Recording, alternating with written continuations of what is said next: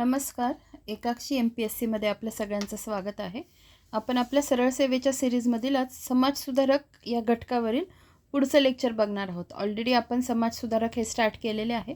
त्याच्यातलं आज बघणार आहोत आपण राजाराम मोहन रॉय यांच्याविषयी. ठीक आहे. तर आणि हे सांगण्याच्या पूर्वी एक कमेंट होती या आधीच्याच व्हिडिओला, तर ते सर आहेत महेश जाधव सर. ठीक आहे. तर सर आपलं ऑलरेडी कमेंटच्या थ्रू बोलणं झालेलं आहे, पण तरी आता तुम्हाला जे काही म्हणायचं आहे ते मी इथे बोलून दाखवते, म्हणजे मी बरोबर अंडरस्टँड करते आहे का हे तुम्हालाही समजेल आणि मलाही समजेल. तुमची कमेंट होती व्हिडिओला खूप छान, पण मॅडम टेलिग्रामला फोटो टाका, प्लेलिस्ट नको. ठीक आहे. मग मी तुम्हाला म्हटलं होतं की म्हणजे नेमकं काय म्हणजे, तर तुम्ही त्याला रिप्लाय दिलेला की तुम्ही एक घटक घेताय बरोबर, तर त्याचेच फोटो अपलोड करा. हां. आणि पुन्हा तुम्ही त्यालाच लागून एक कमेंट केली पेजेसचा फोटो. म्हणजे तुम्हाला असं म्हणायचं आहे की मी आता हे समाजसुधारक घेते आहे, तर समाजसुधारक हा सगळा मी फोटो अपलोड करायचा, असं तुमचं म्हणणं आहे बरोबर. तर माझं आता काय सांगायचं आहे, आता तुम्ही मला नवीनच फॉलो करायला लागले आहात का पूर्वीपासून करता हे मला माहीत नाही, पण ऑलरेडी जे विद्यार्थी मला फॉलो करतात त्यांना हे माहिती आहे की हे जे बुक्स मी दाखवते, हे बुक्स दाखवते मी त्या प्रत्येका शिक्षकांची परमिशन घेऊन. ठीक आहे.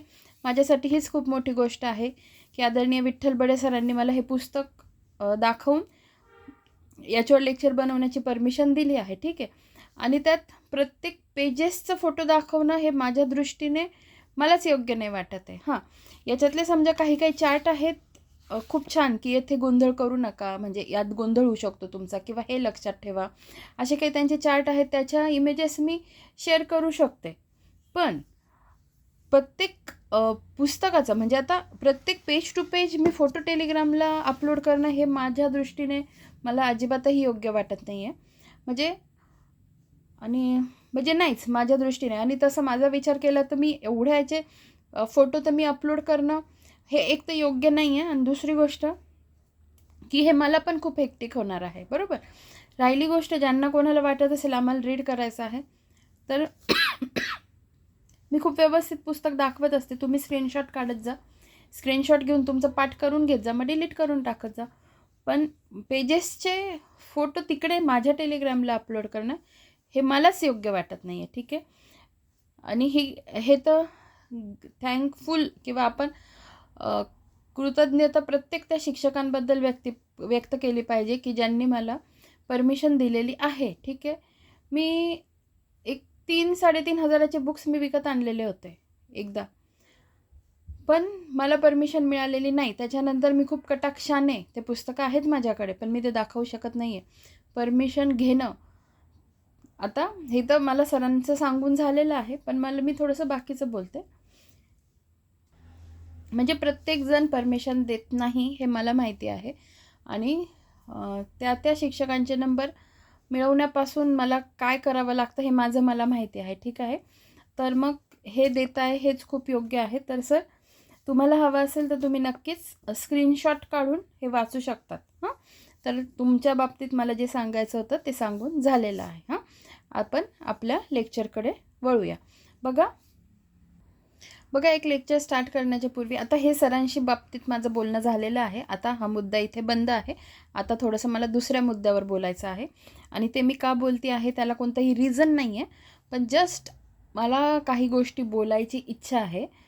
कारण खूप लोक आयुष्यात येत असतात, खूप सारे जण भेटत असतात, पण म्हणजे मी एक सांगते, आता हे कोणालाही उद्देशून बोलत नाही आहे, जस्ट तुमची माझी जी फ्रिक्वेन्सी मॅच होते, किंवा तुम्ही माझ्या सान्निध्यात आहात, मी तुमच्या सान्निध्यात आहे, आपलं कुठेतरी बॉन्डिंग क्रिएट झालेलं आहे, म्हणून तर तुम्ही माझ्याशी बोलतात बरोबर, मी पण तुमच्याशी बोलते. हे इन जनरल स्टेटमेंट चालू आहे. कोणत्याही एका विद्यार्थ्याला गृहीत धरून हे कोणीही स्वतःवर ओढून घेऊ नका की मॅडम मला उद्देशून बोलत आहेत. ठीक आहे. तर आता मला सांगायचं काय आहे, खूप दिवसापासून बऱ्याच गोष्टी बोलायच्या आहेत, पण मी टाळतीये. ठीक आहे. का बोलायच्या आहेत त्याच्यामागे अनेक कारणं पण आहेत, पण मी जर हे बोलायला गेली ना तर लेक्चर खूप लांब होईल. मग तिचा अर्थ फक्त समजून घ्या. जे मला खूप दिवसापासून फॉलो करतायत त्यांना हे तर कळतं आहे की मॅडम खूप स्पष्ट बोलतात, मॅडम मोकळ्या मनाच्या पण आहेत, मनात काही ठेवत नाही, आणि सोबत हेल्पिंग नेचर आहे. ठीक आहे. आता ह्या सगळ्या गोष्टीचा अर्थ म्हणजे आता तर तुम्ही माझ्याशी प्रत्यक्षात भेटलेले नाही आहात, माझ्याशी कधी बोलणं प्रत्यक्षात झालेलं नाही आहे.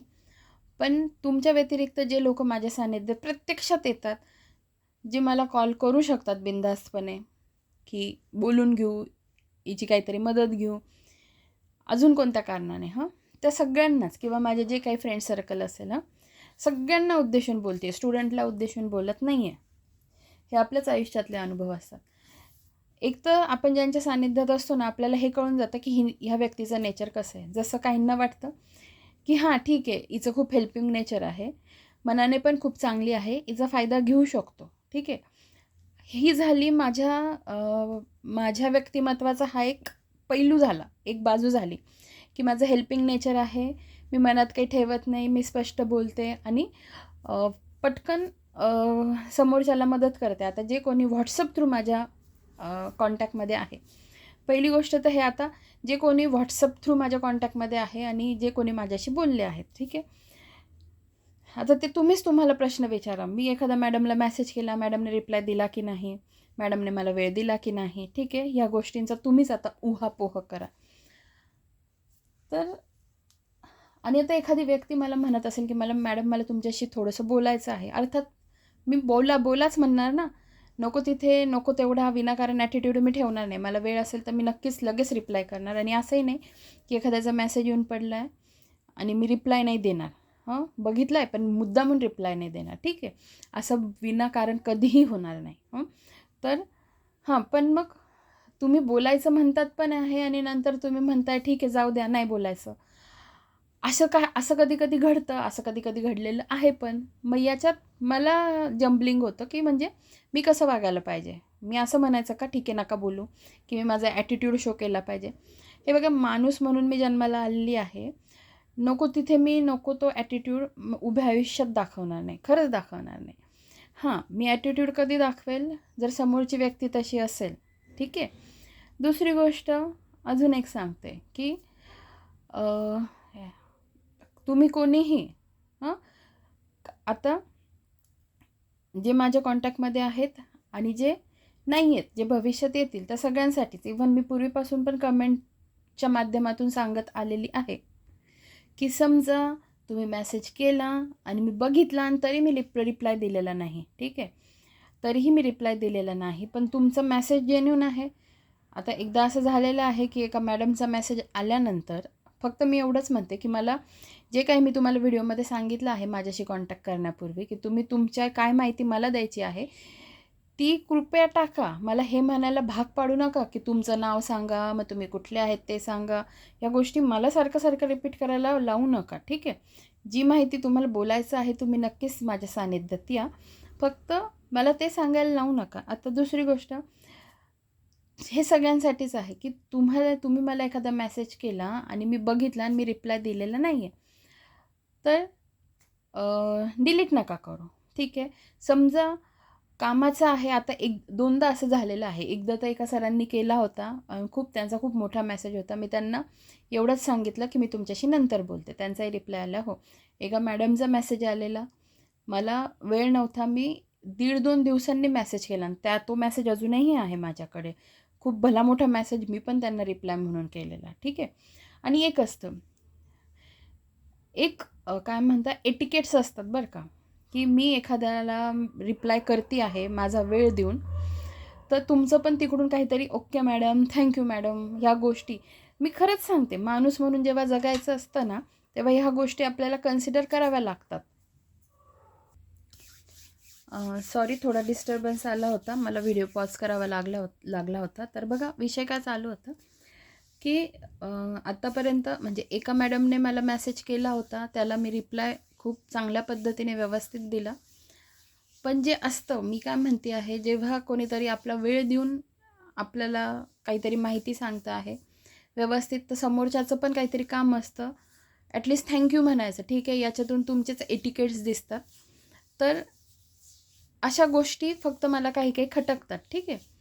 दुसरी गोष्ट, आणि हे स्पष्टच बोलणार आहे मी, दुसरी गोष्ट की तुम्हाला बोलायचं आहे, तुम्ही मेसेज करता आणि नंतर तुम्हीच म्हणता ठीक आहे जाऊ द्या, नाही बोलत. ह्याही गोष्टीचा मग म्हणजे मग मी कशी वागू मला हे समजत नाही. ठीक आहे. अजून एक गोष्ट की आणि बाकी ज्यांनी मला स्वतःहून मेसेज केलेले आहेत त्यांना तर माहितीच आहे मग मी किती बोलते आणि कशा पद्धतीने गाईड करते. ठीक आहे.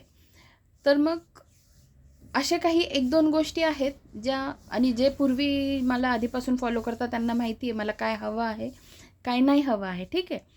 तर अशा गोष्टी आहेत ज्या मला काही नाही आवडत आणि जे मी नाहीच आहे ना, मी जे व्यक्तिमत्व माझं नाहीच आहे, ते मी तुम्हाला दाखवू नाही शकत. म्हणजे खोटं प्रिटेंड करणं म्हणतो आपण त्याला, की ते मी असं खोटं आणू नाही शकत, की हां, मी अशीच आहे.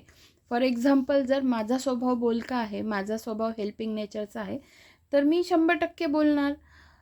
एखाद्याला हेल्प हवी आहे त्याच्याशी मी बोलणारच. आता ज्यांच्याशी बोलते त्या सगळ्यांना माहितीच आहे, की मी बोलते. इव्हन माझे पर्सनल मेसेज का असेना विद्यार्थ्यांचे, इव्हन तुम्ही अनेक कमेंट्स बघा, कमेंट्समध्ये जे मी बोलते तेच मी ह्या विद्यार्थ्यांशी पण बोलते. फक्त इथे थोडे पर्सनल असतात त्यांचे पण.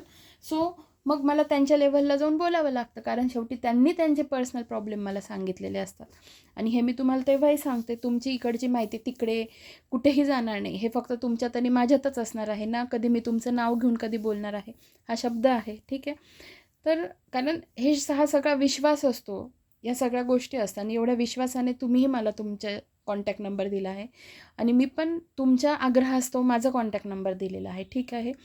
तर हे फक्त कॉन्टॅक्ट नंबरवाल्यांसाठीच नाही आहे, हे इन जनरल जे कोणी मला फॉलो करतात, इथून पुढे फॉलो करणार आहे. आणि हे नक्कीच लेक्चर थोडं अवांतर होतं आहे, पण मला खूप दिवसापासून बोलायचं होतं. ठीक आहे. तर ती एक गोष्ट झाली की मला वेळ जरी लागला आणि तुमचा मेसेज जेन्युइन असेल तर 100% मी रिप्लाय देणार. पण वेगळाच कोणता तरी मेसेज असेल आणि मी बघितला आणि मी रिप्लाय दिला नाही, तर मग तुम्हीच विचार करा की मी रिप्लाय का नसेल दिला. किंवा पण 100% माझ्या मागे कितीही व्याप असला, मी नक्कीच एखाद्याचा खरंच खूप, कारण काहींच्या मेसेजमधून इतकी त्यांची तन्मयता, खरेपणा झळकतो ना, मी आत्तापर्यंत एकालाही डावललं नाही आहे. आत्तापर्यंत एकालाही डावललेलं नाही आहे. ठीक आहे. ज्याने मला कामाचा मेसेज केला आणि मी त्याच्याकडे लक्षच दिलं नाही, एकही विद्यार्थी माझ्या दृष्टीने नाही आहे तसा, की मी त्याच्याकडे लक्ष दिलेलं नाही आहे. ठीक आहे. फक्त मलाही थोडा अवधी द्या. त्याच्यानंतर दुसरी गोष्ट असते की एखाद्याने मला असा मेसेज केला की स्टेटस काहींना आवडतात आणि मी सांगते की स्टेटस ठीक आहे. स्टेटस म्हणजे जे काही मी थॉट्स ठेवते त्याच्याविषयीच. ठीक आहे. तर स्टेटस ठेवते, थॉट्स ठेवते. आता जे काही थॉट्स मी ठेवते हे माझे जे म्हणजे मीच स्वतः माझ्या मोबाईल नंबरला ज्यांचे असतात मला आवडले की मी त्याचे स्क्रीनशॉट काढते आणि मग ते ठेवते. ठीक आहे. तर समजा एखाद्याने मागितलं जरी असेल की मॅडम सेंड करा, यात वाईट काहीच नाही. मी स्वतः पण समजा एखाद्या स्टेटसचा स्क्रीनशॉट काढता येत नसेल किंवा एखादा व्हिडिओ असेल, मी स्वतः पण माझ्या सिनियरकडून किंवा मैत्रिणीकडून मागून घेते, मलाही पाठव. त्यात चुकीचं काही नाही. फक्त डिलीट करून घाबरून जाऊ नका की मला राग आला असेल. ठीक आहे, असं काही नाही आहे मला राग येण्यासारखं. एखाद्याने मी पण मागते दुसऱ्यांकडे स्टेटस, असं काही नाही. पण याच्यातून मला एक सांगायचं होतं की मी माझ्या स्टेटसला रिशेअरचं ऑप्शन ठेवलेलं आहे. म्हणजे तुम्ही माझं status as it is reshare करू शकतात आणि माझे विद्यार्थी करतात. ठीक आहे. अनेक जण माझे स्टेटस रिशेअर करतात, त्यामुळे त्यात खूप काही मोठा इश्यू नाही आहे. किंवा नसेल तुम्हाला माझं रिशेअर करायचं तर स्क्रीनशॉट निघतो. ठीक आहे. स्क्रीनशॉट निघतो. नसेलच तुमच्याकडून स्क्रीनशॉट निघेल, तुम्हाला हवं असेल तर मागा माझ्याकडे, मी देईल. थॉट्स असतात. कधी कधी तुम्हाला व्हिडिओ ठेवायचा असेल, काही प्रॉब्लेम नाही आहे. ठीक आहे. पण आता रिशेअर करताना कुणाकडून रिशेअर केलं आहे ते नाव दिसतं का नाही दिसतं हे मला माहिती नाही. आणि जर तुम्हाला ते नाव माझं दाखवायचं नसेल की अशा अशा व्यक्तीकडून रिशेअर केलेलं आहे, तर मग ठीक आहे, तुम्ही मागा. पण स्क्रीनशॉट पण निघतो आणि तुम्हाला लिंक हवी असेल तर 100% मी देईल, त्याचा काही इश्यू नाही आहे. हा एक मुद्दा. त्याच्यानंतर अजून एक माझ्या मेसेज जे माझ्या कॉन्टॅक्टमध्ये त्यांच्याविषयी नाही, जे कोणी व्हॉट्सअप नाही, यूट्यूब थ्रू कमेंट थ्रू माझ्या कॉन्टॅक्टमध्ये आहे त्या विद्यार्थ्यांसाठी असे एखादे 2च आहे. एक तर हे लक्षात घ्या, तुम्हाला जर वाटत असेल ना मी तुमच्या कॉन्टॅक्टमध्ये राहावं, तुम्ही मला ॲप्रिशिएट केलं आहे, माझं काम तुम्हाला आवडलं आहे, माझा स्वभाव तुम्हाला आवडतो, माझं शिकवणं तुम्हाला आवडतं. तुम्हाला जर ह्या गोष्टी वाटत असेल की मी पण तुम्हाला नोटीस करावं, तुमच्या कमेंटला रिप्लाय द्यावा, तर माझं एकच फक्त म्हणणं आहे, तुम्ही इमोजी कोणत्या वापरता आहेत तुम्ही त्याचा थोडा विचार करा. प्रत्येक इमोजीचा काहीतरी अर्थ असतो. या खूप मी बारीक-सारीक गोष्टी बोलते आहे. पण एक कन्सिडर करा, म्हणजे असे इमोजी तर नॉर्मल मित्रमैत्रिणी असतील, तर मला नाही वाटत एखादा मित्र पण मैत्रिणीला पाठवत असेल, मित्रमैत्रिणी जे असतील ते. आणि मी तर तुमची मैत्रीण नाही आहे, मी तर तुम्हाला इथे शिकवतेच, बरोबर. त्यामुळे इमोजी कोणता पाठवता आहेत. आणि ठीक आहे, तुम्हाला जर तुमच्या भावना खूपच व्यक्त करायच्या असतील ना, तुम्ही हे म्हणा, थँक्यू व्हेरी मच मॅडम, आणि स्माइली फेस पाठवा, काहीच हरकत नाही.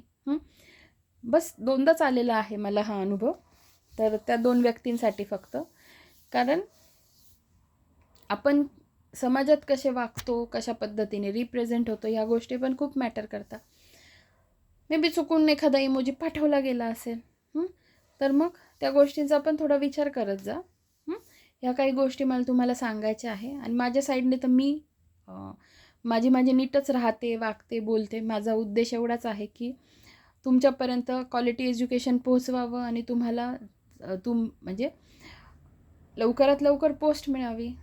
पण जेवढी मी प्रेमळ आहे, जेवढी मी मनापासून एखाद्या नात्यात जीव लावते, जीव ओतते, ठीक आहे. मग ती मैत्री असे ना, माझं तुमच्यासोबतचं बॉन्डिंग का असे ना, माझ्या आयुष्यात येणारी कोणतीही क्षणभर का भेटलेली व्यक्ती का असे ना, ठीक आहे. प्रत्येक व्यक्ती माझ्या आयुष्यात एक मनाच्या कोपऱ्यात तिने घर केलेलं आहे. मग माझे स्टुडंट्स का असे ना, मी खरं सांगते, इथला एकही शब्द खोटा नाही आहे. अगदी क्षणभरासाठी भेटलेली व्यक्तीसुद्धा खूप महत्त्वाची असते माझ्यासाठी.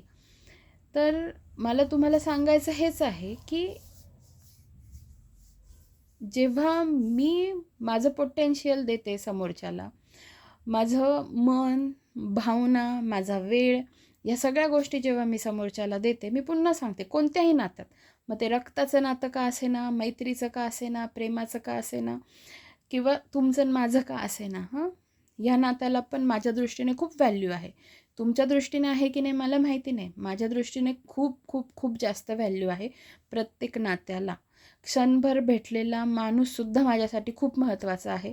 हे तुम्ही मला अजून जास्त ओळखत नसाल, म्हणून कदाचित तुम्हाला या भावना पोहोचत नसतील. पण माझ्यासाठी महत्त्वाचं आहे.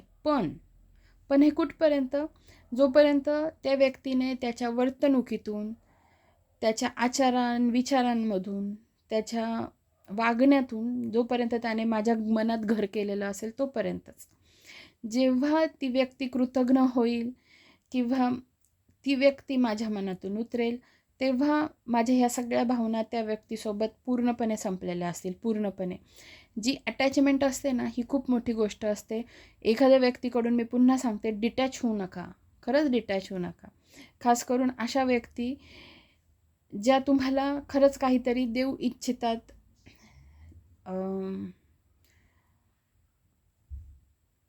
ज्यांचं मन खरंच निर्मळ आहे. आता माझ्याशी बोलून खूप जणांना खूप चांगलं वाटतं, हे मला माहिती आहे. खूप जणांना मला बघायचं असतं प्रत्यक्षात, खूप जणांना मला भेटायचं असतं प्रत्यक्षात, माझ्याशी बोलायचं असतं. हे मी स्टुडंट्सच्या बाबतीत नाही सांगत आहे.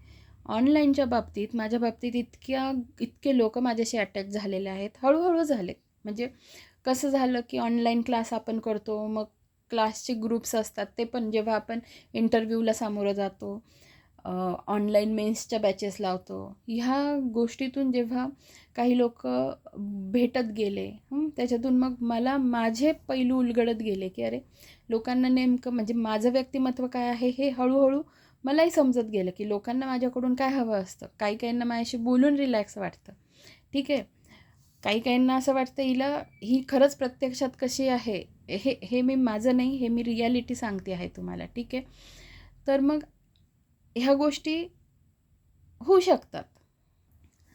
पण मला सांगायचं काय आहे, हे फक्त तिथपर्यंत जोपर्यंत त्या व्यक्तीने माझ्या मनात कुठेतरी घर केलेलं असेल, तोपर्यंतच. अन्यथा नाही. नाहीतर जेव्हा ती व्यक्ती माझ्या मनातून पडते ना, मग ती कोणीही असू दे, मग भले मैत्रीण म्हणून मी खूप जीव लावलेला असे ना का, एखादं दुसरं कोणतं रिलेशनशिप असे ना, मी एकदा त्याच्यातून बाहेर पडली, एकदा माझं मन दुखावलं गेलं, मला हे कळालं समोरची व्यक्ती कृतज्ञ आहे, मी एकदा पुढे निघून गेली की मी मागे वळून बघणार नाही.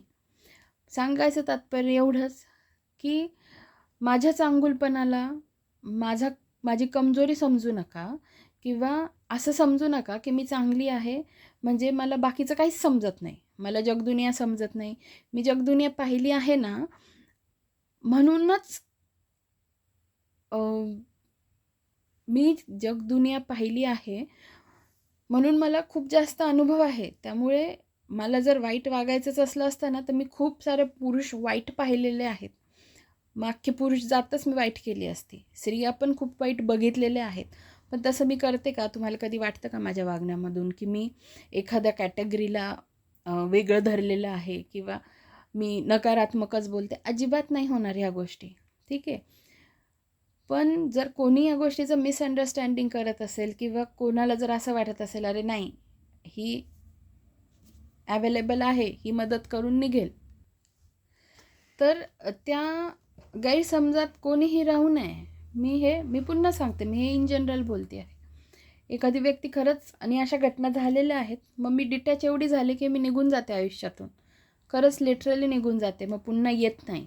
मग मला शोधत येतात की नेमकं काय झालं. ठीक आहे. आणि ज्याने चुका केलेल्या असतात त्यांना ते माहिती असतं त्यांनी काय चुका केलेल्या आहेत. सांगण्याचं तात्पर्य एवढंच, त्या दिवशी मी 2 बॅचेस आहेत करंट अफेअर्सच्या, मॉर्निंग आणि इव्हिनिंगच्या. ठीक आहे. सगळे पोरं सारखे नसतात. म्हणजे मॉर्निंगची जी बॅच आहे ती थोडीशी शांत न बसणारी, बडबडी करणारी, त्यांना मॅनेज करता करता शिकवणं बाजूला राहतं. त्यांना रागवण्यात बऱ्यापैकी वेळ जातो किंवा त्यांना समजावून सांगण्यात की हे हे किती महत्त्वाचं आहे.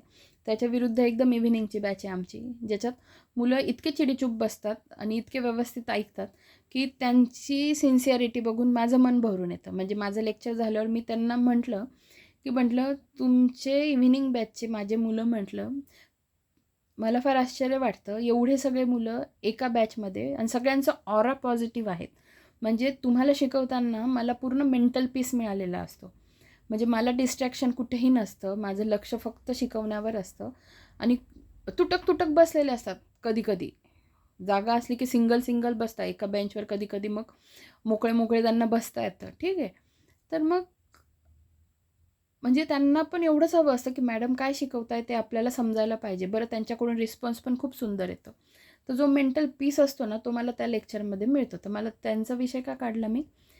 तर अक्षरशः त्या मुलांना मला समजा 2 तासाचं लेक्चर असेल ना, मी 1 तास झाल्यावर थोडासा ब्रेक देते 1-1.5 मिनिटाचा, की बाबांनो पाणी पिऊन घ्या, एकमेकांशी बोलून घ्या, थोडे हातपाय हलवा.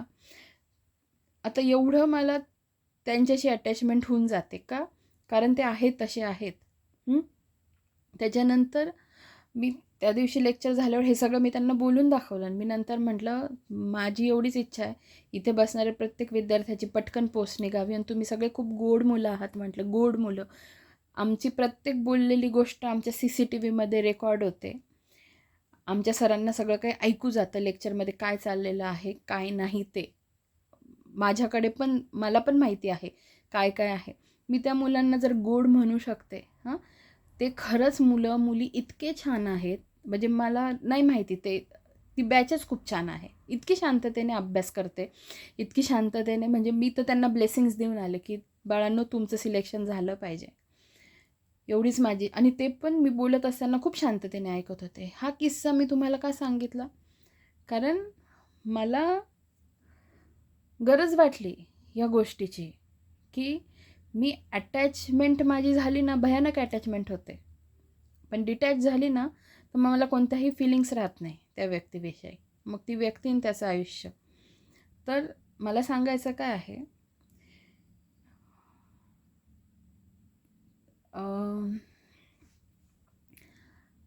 एक बॉन्डिंग तयार झालं आहे तर आयुष्यभरासाठी ठेवा.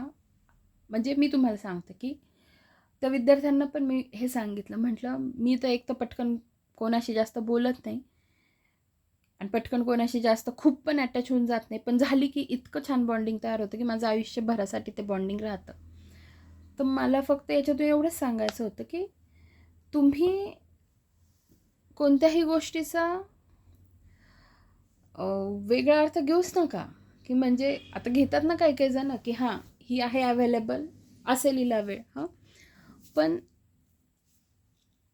माझ्याही मागे खूप कामं असतात. हे सगळं मॅनेज करून मी प्रत्येकाला आन्सर करत असते, रिप्लाय करत असते. इव्हन यूट्यूबला पण आणि पर्सनल पण. तर ह्या काही गोष्टी होत्या. पुन्हा मी तुम्हाला हे पण सांगते, की मी खूप दिवसांनी अवांतर बोलते आहे आणि मला इच्छा पण आहे. बघा मी गॅप घेऊन घेऊन बोलते आहे, कारण मला खूप सेन्सिटिव्ह मुद्द्यांवर बोलायचं पण असतं आणि माझ्या मनात हे पण असतं, मी बोलू की नको, बोलू की नको. ठीक आहे, पण आता माझी इच्छा आहे तर मी बोलते. मी तुम्हाला एक सांगते, मी एम पी एस सी करेपर्यंत मला हे असं खूप काही माहितीच नव्हतं, की जाती, धर्म म्हणजे नव्हतं माहिती, खरंच नव्हतं माहिती, की असं पण असतं, उच्चवर्णीय असतात. हां, मग अ, मी म्हणजे मला हे खूप माहितीच नव्हतं. म्हणजे मी ह्या सगळ्या गोष्टींपासून अनभिज्ञ होते. एम-पी-एस-सी करायला लागल्यापासून, एम-पी-एस-सी, यू-पी-एस-सी करायला लागल्यापासून मग मला बाकीच्या गोष्टी कळायला लागल्या, की म्हटलं काही समाजाला वंचित ठेवलं गेलं, की त्यांनाही काही गोष्टींमुळे त्रास सहन झाला, खूप जास्त त्रास सहन करावा लागला. उच्चवर्णीय, खालच्या वर्णाचे, उच्च वर्णाचे अशा गोष्टी. माझ्या ह्या गोष्टी मग डोक्याच्या बाहेर. म्हटलं अरे, मग मी माझं पूर्वायुष्य आठवायला लागले, की मग मला कधी ह्या गोष्टींमुळे त्रास झाला आहे का? किंवा मग मला कधी कोणाशी बोलण्यासाठी, कोणासोबत मैत्री करण्यासाठी अटकाव करण्यात आला आहे का? कारण आपल्याला सांगतात ना मग, की अरे याच्याशी बोलायचं, याच्याशी बोलायचं नाही. तर मी माझं पूर्वायुष्य आठवायची, की अरे माझ्यासोबत असं कधी झालं आहे का? तर मला आत्तापर्यंत आजतागायत कधी आठवत नाही, की माझ्या आईवडिलांनी मला कोणाशी बोलण्यासाठी, मैत्री करण्यासाठी कधी अटकाव केलेला आहे. कधीच नाही. कधी म्हणजे कधीच नाही. मी मम्मीला म्हणायची, "मम्मी" हां, मी तुम्हाला हे पण सांगते. मला एवढंच तेव्हा ब्राह्मण जात असते, मराठा असतात, अजून काय मी मम्मीला म्हणायची, की "मम्मी मग आपली कोणती आहे? आपण कोणत्या कास्टचे आहोत?" असं मी मम्मीलाच विचारायची. म्हणजे बाकीचं तर मी किती अनभिज्ञ होती विचार करा. किती अनभिज्ञ होती. हं. मला तुम्हाला सांगायचं काय आहे फक्त मतितार्थ समजून घ्या. मी आईला जाऊन विचारायची, "मम्मी आपली कास्ट कोणती आहे मग? आपण कोणत्या कास्टमध्ये येतो?" हं. तर आम्ही प्रॉपर आहोत राजस्थानचे. ठीक आहे. राजस्थानमधलं आमचं पूर्ण मूळ आमचं राजस्थानचं आहे. आमचे खूप पूर्वज इथे आलेले आहेत. हं. तर आम्ही क्षत्रिय आहोत तसे. ठीक आहे. तर मग आईने मला सांगितलं, की आपल्या ज्या स्त्रिया होत्या, त्या स्त्रिया लढायला जायच्या. हं. आणि मग त्यामुळे आमच्यातल्या ज्या स्त्रिया असतात, त्या नाक नाही टोचत. आमचे नाक टोचलेले नाही आहेत. ठीक आहे. का नसतात टोचलेले? का तर आमच्या स्त्रिया लढायला जायच्या. मग शत्रूला ओळखू येऊ नये, की समोरची स्त्री आहे. म्हणून मग नाक टोचायच्या नाही आणि शत्रूच्या हाती लागल्या, की त्या जौहर करायच्या, असं आईने मला सांगितलेलं. ठीक आहे. तर मग अशी आमची हिस्ट्री आहे. म्हणजे आपण जे म्हणतो ब्राह्मण, क्षत्रिय, वैश्य, शूद्र त्याच्यातलं जर कोणी असेल तर आम्ही क्षत्रिय आहोत. ठीक आहे. तर मग हे हे बाकीचं मला कधी कळायला लागलं. मग मला आठवायला लागलं, अरे नाही, आपल्या आईवडिलांनी तर आपल्याला कधी असं कोणत्या गोष्टीसाठी अटकाव केलाच नाही. मग मला माझ्या मैत्रिणी आठवायला लागल्या. मग मला त्याच्यातही कधी आठवलं नाही, की मी कधी कोणत्या गोष्टीचा ग्रह मनात काही ग्रह होता की काय. माझी मैत्री सगळ्यांसोबत खूप छान होती. मला ह्या सगळ्या गोष्टीतून तुम्हाला सांगायचं काय, मी अजूनही सांगते. माझ्यासाठी एकच आहे फक्त आणि फक्त मानवजात आहे. हं. आता ह्या गोष्टी सगळ्या तुम्हाला फिल्मी वाटतील, कारण हे ऑलरेडी डायलॉग झालेले आहेत, की आपला रक्ताचा रंग पण लालच आहे. बरोबर, हे फिल्मी गोष्टी आहे, पण ह्या गोष्टी खरंच आहेत. हं. तर त्यामुळे माझ्या दृष्टीने समोरची व्यक्ती कशी आहे त्याच्यावर माझं सगळं डिपेंड असतं. माझ्या मैत्रीत कधीही कोणती जात, धर्म, वर्ण, लिंग, त्याच्यानंतर वर्ण म्हणजे काळा गोरा भेद, हां, हे म्हणते आहे आणि बाकीचं पण. त्याच्यानंतर त्याची संपत्ती, हां, अजून जे कोणते भेद असतील, ते कोणतेही भेद एखाद्या व्यक्तीशी मैत्री करण्यात, ओळख करण्यात पूर्वी पण नव्हते आणि आत्ताही राहणार नाही आणि भविष्यात तर नाहीच नाही. ठीक आहे.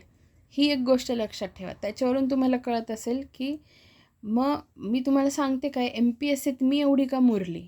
कारण मला ज्या गोष्टी मी खूप अनभिज्ञ होते. खूप जास्त अनभिज्ञ आहे मी या सगळ्या गोष्टींपासून.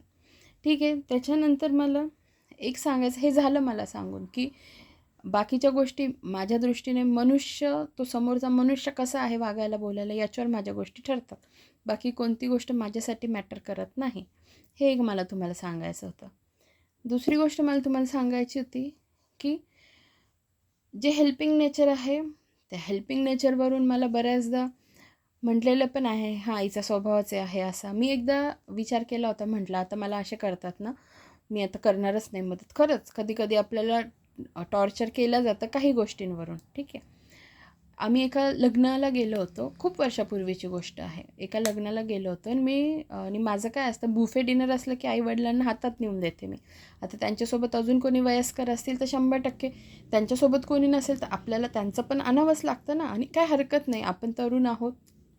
आपण त्यांना ताट वाढून आणलं तर यात काही माझ्या दृष्टीने गैर नाही. तर आम्ही एका लग्नाला गेलो होतो. तर त्या लग्नाला गेल्यानंतर तिथे म्हणजे माझी आई जी होती, म्हणजे माझ्या आईची जी बेस्ट फ्रेंड होती, आईची बेस्ट फ्रेंड नीट ऐका, खूप महत्त्वाचा किस्सा आहे. आईची जी बेस्ट फ्रेंड होती ना, तिची आई तिथे बसलेली होती. म्हणजे वयस्कर झालेल्या होत्या त्या खूप.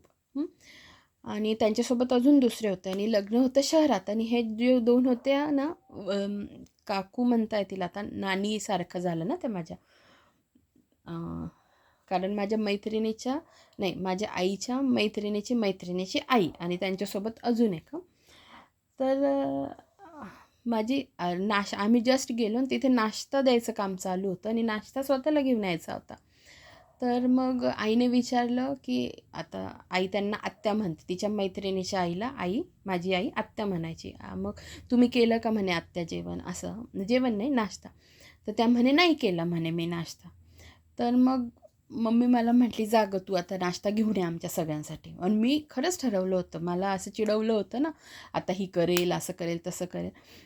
मग मग मम्मीला म्हटलं, ठीक आहे आता ह्यावेळेस मी नाही जाणार, दुसरं कोणाला तरी सांगा. मग नंतर मी म्हटलं, मनात विचार केला, अरे आपण असं का वागायचं? ही जुनी गोष्ट आहे बरं का. म्हटलं आपण असं का वागायचं? आपण तर चांगलंच काम करतोय ना. मला याच्यातून एक मेसेज द्यायचा आहे तुम्हाला, कधीच आपल्या कर्मापासून चुकू नका. कोणी कितीही टॉर्चर केलं तरी, कोणी काहीही बोललं तरी. मी 3 नाश्ता घेऊन आले, 3 नाश्ता. एक आईसाठी आणि 2 त्या ज्या आजी होत्या त्यांच्यासाठी. मी जेव्हा नाश्ता आणला ना, बघा, मी जर ते केलं नसतं तर महापाप झालं असतं माझ्या हातून. मी जेव्हा नाश्ता आणला ना, त्या दोघींच्या डोळ्यातून अश्रू येत होते. बघा, खूप महत्त्वाचं सांगते मी. त्या दोघींच्या डोळ्यातून अश्रू यायला लागले आणि त्या काय म्हणाल्या माहिती आहे माझ्या आईला? म्हणे, आम्ही एक तर गावाकडचे, इथे येऊन आम्हाला भूक लागलेली आहे, पण आम्ही तिकडे गेलो नाही नाश्ता घ्यायला, कारण आम्हाला असं खूप फ्री वाटलं नाही. तर तू आम्हाला नाश्ता आणून दिला त्यासाठी खूप खूप धन्यवाद बरं का. मग तेव्हा म्हटलं, अरे जर आपण कोणीतरी काहीतरी वेगळं बोलतं आहे आणि आपण आपल्या कर्मापासून चुकलो असतो तर किती मोठं पाप आपल्या हातून झालं असतं. ठीक आहे.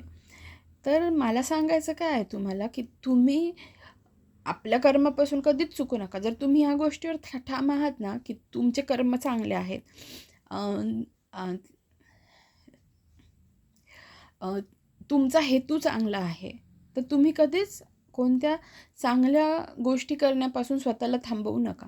त्याच्यानंतर दुसरी गोष्ट कळली मला, की जी आम्हाला माहितीच नव्हती, की माझ्या आईची जी मैत्रीण होती ना, ती वारली होती आणि आम्हाला हे कळलंच नव्हतं. म्हणजे तिथे माझ्या आईच्या मैत्रिणीची जी आई तिथे बसली होती. म्हणजे ती माझ्या मावशीसारखी झाली ॲक्च्युली. म्हणजे जी माझ्या आईची मैत्रीण होती ती वारली होती, म्हणजे त्यांच्या मनात किती दुःख होतं विचार करा. त्याच्यात त्या उपाशी तापाशी बसलेल्या होत्या, प्रवास करून आलेल्या होत्या. आणि त्या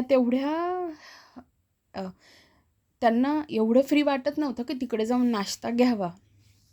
याच्यातून मला तुम्हाला सांगायचं एवढंच आहे, की आपल्या कर्मापासून चुकू नका. आणि आपले कर्म सतत करत राहा. ठीक आहे, कोणी काहीही म्हटलं तरी. तर हे एक तुम्हाला सांगायचं होतं. दुसरी गोष्ट मला एक सांगायची आहे की पण ठीक आहे, बोलण्यासारखंच तर खूप आहे. पण मी कधी हर्ट होत असेल ना, माझ्या आयुष्यात एखाद्या गोष्टीने मी हर्ट होत असेल, तर ही गोष्ट आहे की माझे स्टेटस पण बघा आता थोडेसे वेगळे असतात. हां, हे सगळे अनुभव घेतलेले असतात. सगळं काही आपण केलेलं असतं कुठेतरी. आणि मी एक सांगते तुम्हाला, माझ्या आयुष्यात सगळ्यात जास्त मी सामना केला असेल तर तो द्वेषाचा, जळाऊपणाचा, मत्सर, हेवे दावे, ह्या सगळ्या गोष्टी मी लहानपणापासून अनुभवत आलेले आहे. आणि हे बघत बघतच माझं आयुष्य मोठी झालेली आहे. ठीक आहे, तर ज्यांनी तुम्ही बघतात माझे स्टेटस कसे असतात, वेगळे असतात. कधी कधी मी यूट्यूबला अपलोड करते तेच, पण कधी कधी नाही करत.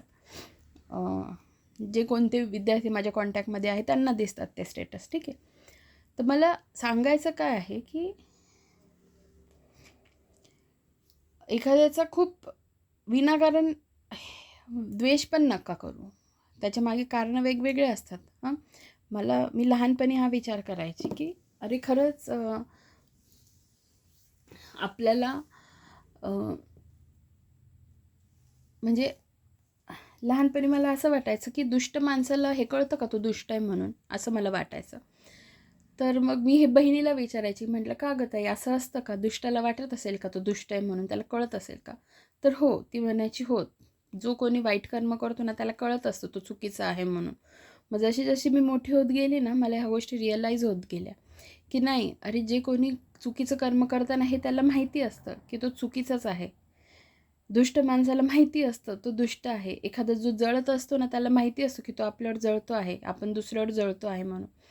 ह्या गोष्टी मी जशी जशी मोठी होत गेली ह्या गोष्टी मला कळत गेल्या की अरे हो, ह्या बाबतीत इथे आपल्याला डावलल्या गेलं, ह्या बाबतीत आपल्याला इथे ह्या गोष्टीमुळे त्रास दिला गेला. ठीक आहे, तर मला सांगायचं काय, जेवढी मी हेल्पिंग नेचरची आहे, जेवढी मी चांगली आहे ना स्वभावाने, तेवढंच मी एखाद्याचं नाव टाकलं ना तर मग मी मागे वळून बघत नाही, मग कोणीही असो.